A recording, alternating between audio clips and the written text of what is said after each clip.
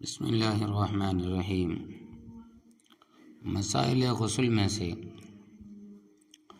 مسئلہ احتلام یاد نہ ہونے پر غسل کا حکم۔ مسئلہ مرد کی منی سفید اور گاڑھی ہوتی ہے اور عورت کی منی پیلی اور پتلی ہوتی ہے۔ مرد کی منی لمبائی میں گرتی ہے اور عورت کی پھیل کر۔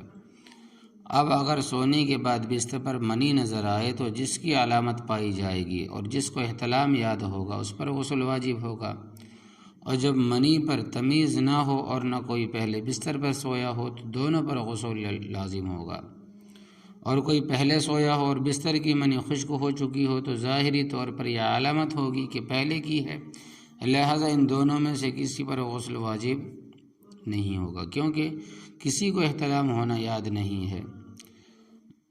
مسئلہ مست بے ہوش کی مستی بے ہوشی جب جاتی رہے تو غسل اس پر ضروری نہیں ہے۔ اگر کسی کو دھات آئے تو اس پر غسل واجب نہیں ہے۔ پیشاب کرنے سے پہلے یا بعد میں گاڑھا پانی پیشاب کی طرح ہوتا ہے۔ مسئلہ نیند سے اٹھ کر عضو پر تری دیکھے اور منی کا اثر کپڑے اور بدن پر مطلقاً نہیں اور یقین ہے کہ وہ منی نہیں ہے تو غسل واجب نہیں ہے، صرف عضو کو دھونا کافی ہے۔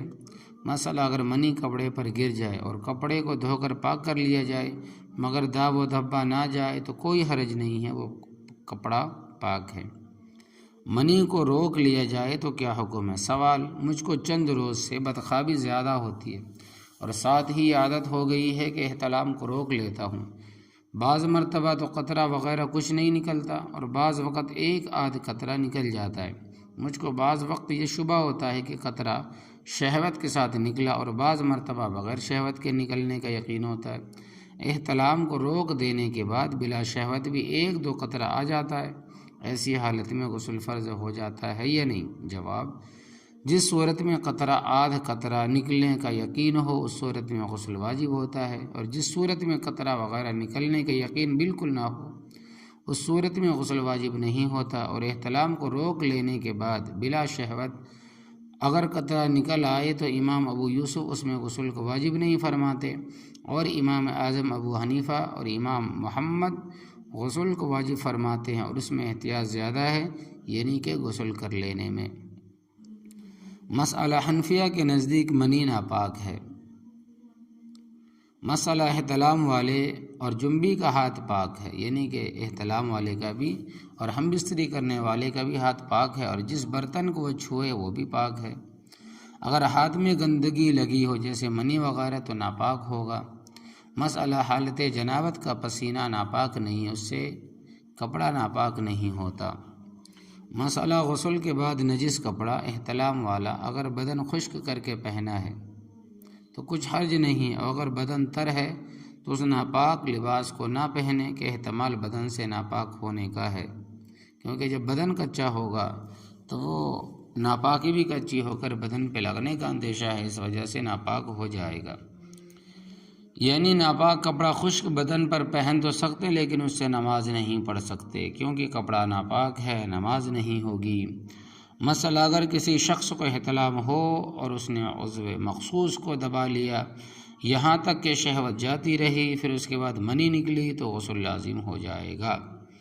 مسئلہ کسی پر شہوت کی نظر پڑ گئی اور منی اپنی جگہ سے چلی پھر اس نے عضو مخصوص کو دبا لیا، شہوت تھوڑی دیر میں ختم ہو گئی، اب منی نکلی یا غسل کر لیا اور پیشاب نہیں کیا تھا، بعد میں پیشاب جب کیا تو پھر بقیہ منی بغیر شہوت کے نکلی، تو ان صورتوں میں طرفین کے نزدیک امام اعظم اور امام محمد رحمۃ اللہ علیہ کے غسل دوبارہ واجب ہوگا۔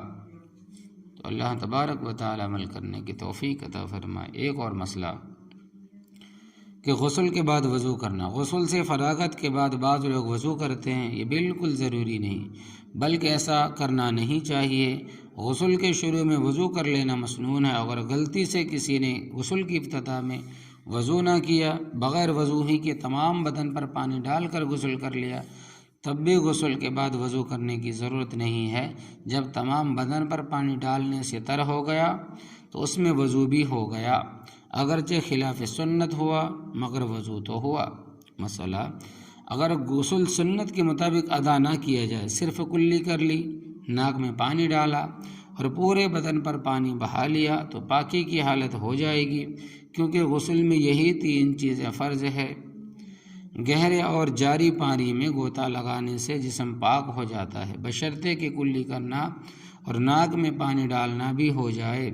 اگر منہ بھر کر پانی پی لیا جائے تو بھی فرض ہو جائے گا۔ اگر یہ دونوں فرض ادا کر لے تو پانی میں ڈبکی لگانے سے غسل صحیح ہو جائے گا۔ مسئلہ: بڑے تالاب میں جہاں پر غیر مسلم بھی نہاتے ہوں اس صورت میں غسل جائز ہے، ناپاکی کا وہم نہ کرنا چاہیے۔